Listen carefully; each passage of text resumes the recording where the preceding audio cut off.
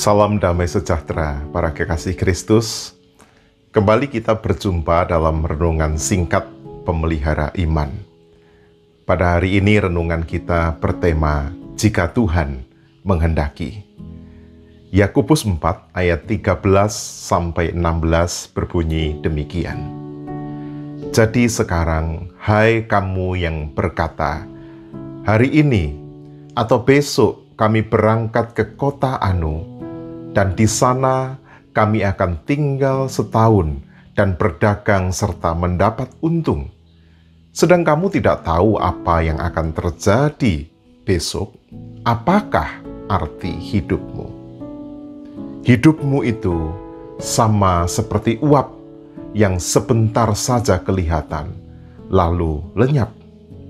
Sebenarnya kamu harus berkata, jika Tuhan menghendakinya, kami akan hidup dan berbuat ini dan itu. Tetapi sekarang kamu memegahkan diri dalam congkakmu, dan semua kemegahan yang demikian adalah salah. Para kekasih Kristus, tahun baru sering dimanfaatkan oleh banyak orang untuk membuat resolusi pribadi atau tekad yang dialamatkan untuk menuntut diri, baik untuk melakukan sesuatu atau menghindari sesuatu. Ada yang membuat resolusi untuk hidup minimalis dengan cara mendistribusikan segala barang yang sudah jarang digunakan kepada orang lain yang lebih membutuhkan. Ada yang resolusinya bekerja lebih giat, menolong saudara yang membutuhkan, memberi waktu 5 jam dalam seminggu untuk pelayanan, terlibat dalam aktivitas sosial, menghindari gula dan lemak, berolahraga 30 menit sehari, mengunjungi dan menyenangkan orang tua, dan sebagainya. Resolusi yang dibalut dengan harapan yang tulus memang akan dapat meningkatkan kualitas kehidupan kita. Namun, tidak jarang resolusi tahun baru berhimpit dengan berbagai ambisi yang kebablasan. Seolah kehidupan adalah narasi yang bisa dengan seenaknya dikarang sendiri. Program-program, target-target, kemudian dijadikan absolut dan pantang gagal.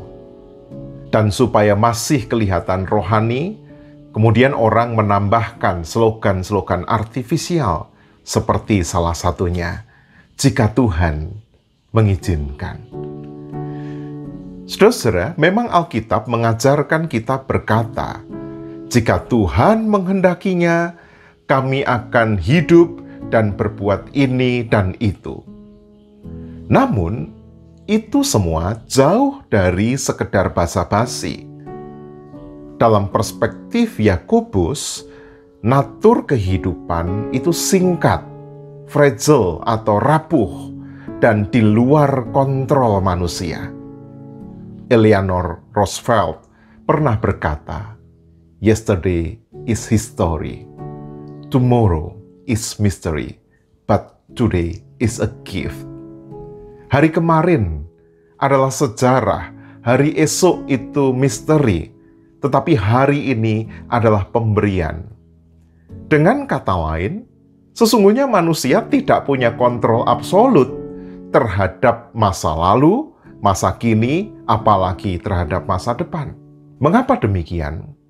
Karena kehidupan adalah milik Tuhan. Meski kita telah diangkat menjadi rekan sekerja Allah, namun tetap saja Sang empunya misi dalam kehidupan adalah Allah sendiri. Ia mengajak kita turut berjalan bersamanya. Namun, Ialah yang menetapkan tujuan. Allah memanggil kita untuk turut menari, namun Allah lah sang koreografer kehidupan. Selanjutnya, saudara, masa depan adalah misteri di mana manusia tidak punya kapasitas untuk mengetahuinya. Manusia hanya bisa meramalkan berdasarkan analisa atas kebiasaan-kebiasaan terhadap perilaku, siklus alam, dan hukum sebab akibat. Namun, perhitungan manusia yang bersifat antisipatif itu tidak menjamin arah kehidupan. Rencana jangka panjang kita sesungguhnya adalah representasi harapan manusiawi kita. Goal, target-target, rencana strategi, misi, atau bahkan visi sesungguhnya adalah kerangka kerja yang bersifat logis atau berdasarkan pikiran manusia. Memang, logika merupakan bagian penting dari akal budi yang Tuhan karuniakan. Namun kita harus mengakui bahwa hidup itu mengandung kompleksitas yang melampaui rasio, rasa, atau karsa, atau kehendak manusia. Sebab sekali lagi, hidup adalah milik Tuhan. Tuhan berdaulat menentukan apa yang akan terjadi di tahun kehidupan kita. Apabila di tahun lalu kita telah belajar bahwa perencanaan sehebat apapun bisa mandek karena pandemi, di tahun ini kita memang tetap harus punya harapan. Tidak perlu takut melangkah, namun juga perlu menyertainya dengan kesadaran bahwa 2021 sepenuhnya adalah milik Tuhan, bukan milik kita. Atas kehendaknya lah kita akan hidup. Atas kehendaknya pula kita akan melakukan ini dan itu. Memang, cara hidup yang demikian terkesan paradoksal. Di satu sisi kita mengakui kedaulatan Allah yang penuh, namun di sisi lain hidup bukan hanya rangkaian takdir buta. Hidup bukan suratan yang titik komanya telah ditata, bukan pula kertas putih yang bisa dicoret-coret sekehendak kita. Namun bagaikan rentetan soal yang dibuat oleh Tuhan dan kita harus menjawabnya. Meski punya kebebasan menjawab, namun kita perlu ingat bahwa jawaban terbaik adalah jawaban yang bersesuaian dengan kehendak Sang Pembuat soal kehidupan. Maka, kepekaan untuk mengerti kehendak Allah haruslah menjadi praktik spiritual yang kita hidupi di sepanjang tahun ini. Dan tentu saja, itu adalah proses belajar yang tidak mengenal kata lulus, sebab kita harus menjalaninya seumur hidup kita.